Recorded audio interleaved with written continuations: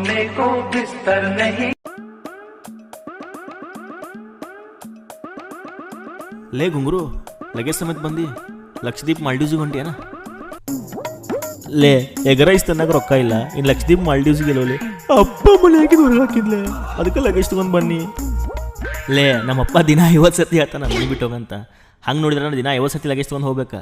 ಲೇ ಅದಕ್ಕೆಲ್ಲ ತಿಳ್ಕಿಸ್ಕೊಬೇಡ, ನಂಗೇನು ಗೊತ್ತಿಲ್ಲ, ಸ್ವಲ್ಪ ದಿನ ಇರ್ತೇನೆ ನೋಡು. ಅದಿರಲಿ, ಭಾಳ ಸೊರಗಿದಿ, ಊಟ ಗೀಟ ಮಾಡಿದಿಲ್ಲ? ಹೌದ್ಲೇ, 2 ದಿನ ಆಯ್ತು ಊಟನ ಮಾಡಿಲ್ಲ ಅವನು. ತಡಿ ತಿನ್ನಾಗ ತೊಗೊಂಬರ್ತೇನೆ ಏನಾದರೂ.